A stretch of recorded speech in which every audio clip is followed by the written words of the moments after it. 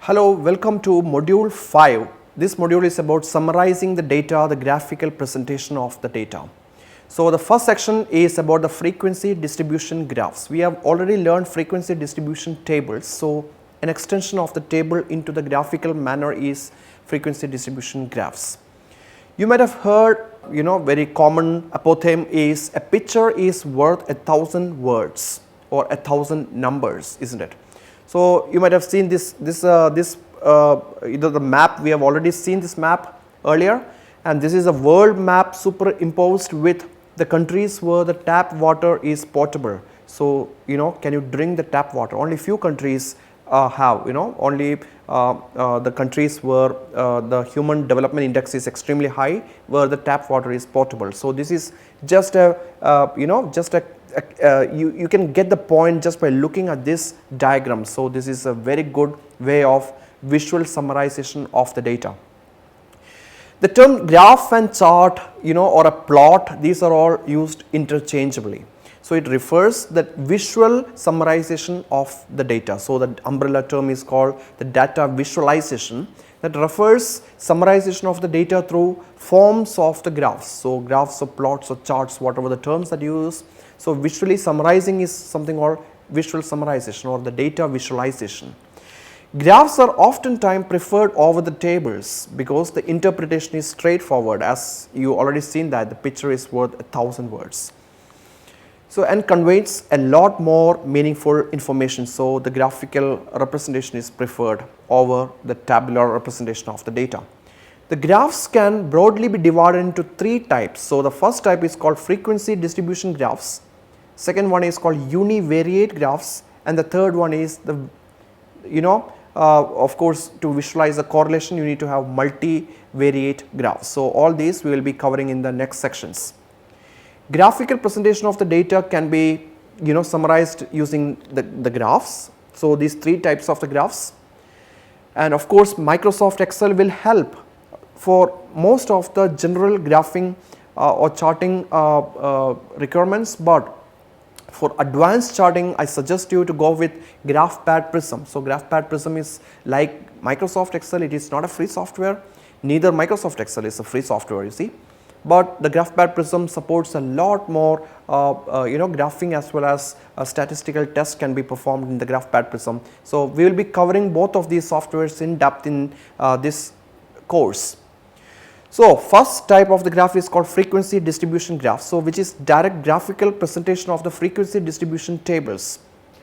Two types of graphs where the frequency distribution is visually represented are histograms and stem and leaf diagrams. First is histogram, which is direct visual representation of the empirical frequency distribution table. So, it is introduced by the Carl Pearson.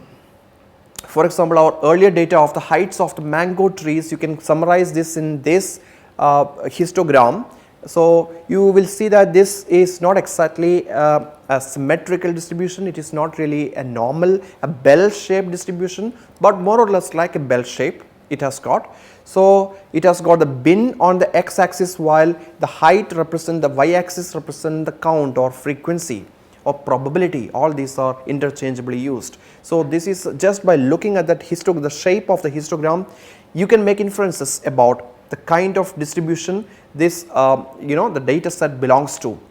You can see there are so many different kinds of distributions here. A represent a perfectly symmetrical distribution, while the chart, the histogram number B represent a skewed distribution. So, in this way here in this case the skew is towards the right, isn't it? So, it is actually a right skewed, the tail is towards the right. So, it is called right skewed distribution, while that in the D is left skewed distribution because the tail is towards the left side.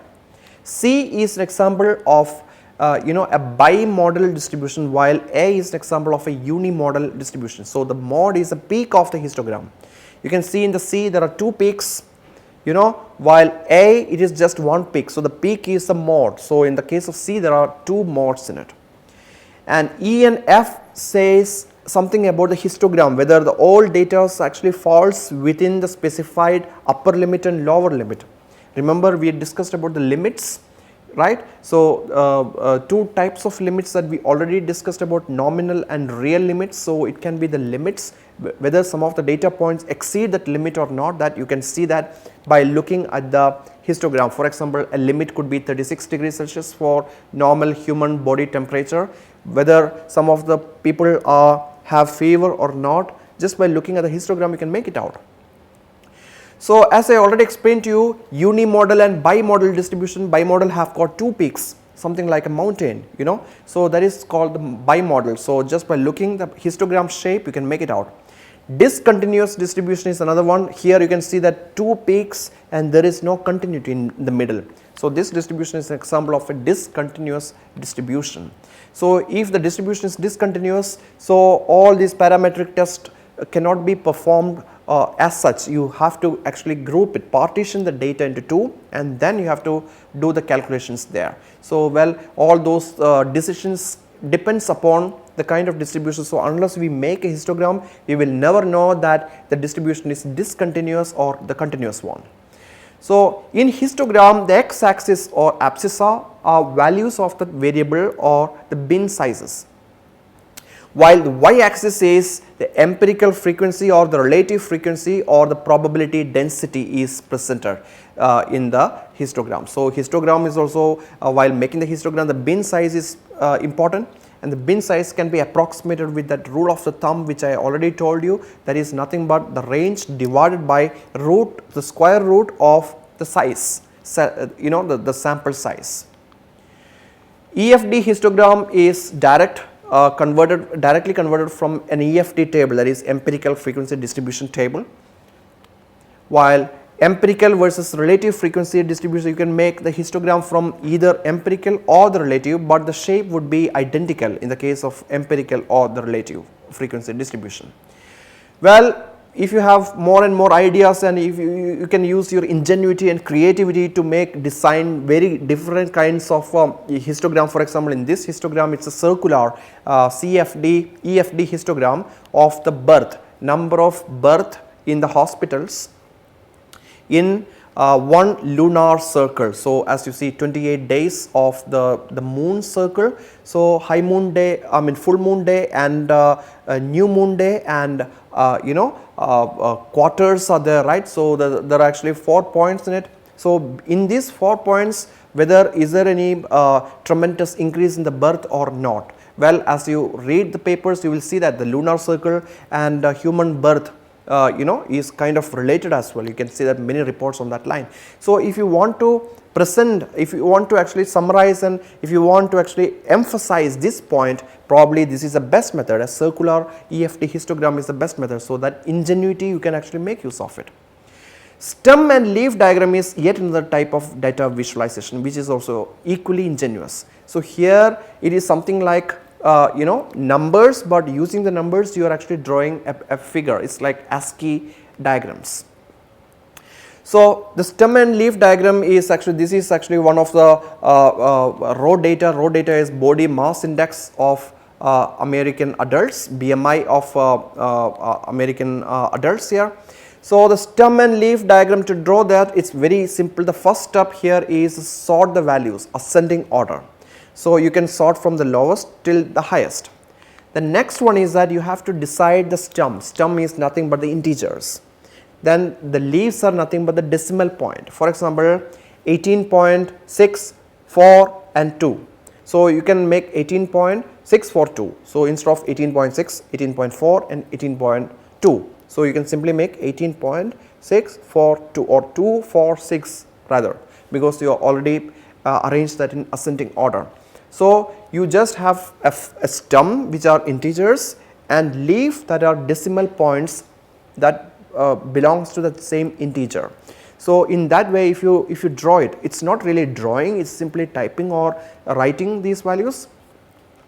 So, once you have this is something like a diagram. So, you are not actually looking at these numbers, but the shape of that number. So, some numbers, for example, if it is like many adults have the BMI of around 28. So, then you will see 28.14126100148. So, the length will be very high. So, just by looking at the shape of this diagram, you can make out, it's something like a histogram, you can make out the frequency and where the mode is. So, you can see that this is the stem and leaf diagram of that data. So, numbers convey nothing in stem and leaf diagram, only the shape conveys the meaning, something like ASCII art.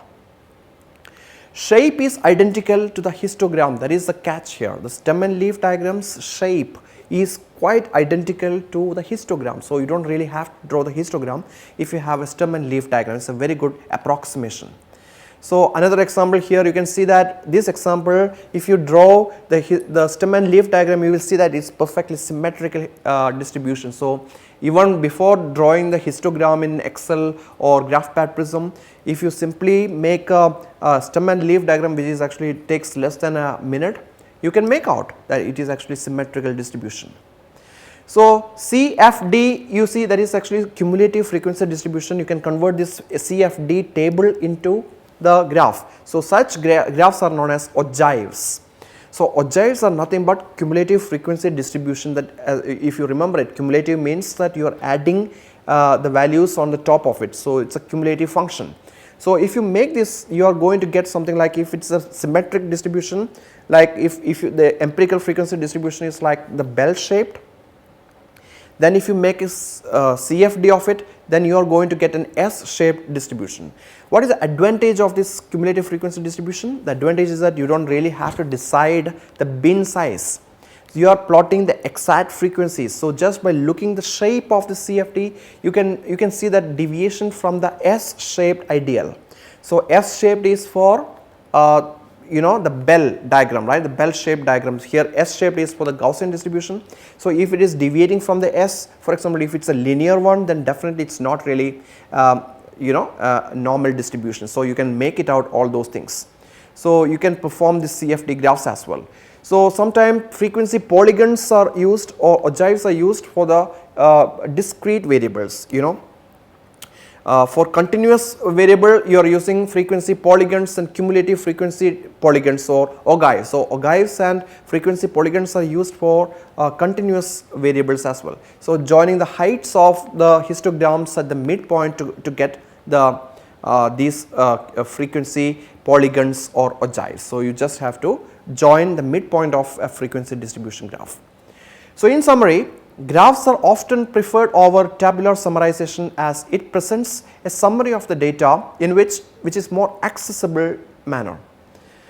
Broadly, there are three types of graphs: frequency distribution graphs, univariate graphs and multivariate graphs. Histograms are bar charts of frequency distribution. These are directly derived from the empirical frequency distribution tables. Histograms let us inspect the data for obvious patterns such as normality of the distribution, modality of the distribution, whether all the elements fall within the specified limits, etc. Stem and leaf diagrams are intuitive graphical summarization using only numbers. Numbers carry no useful information though, only resulting shape is relevant.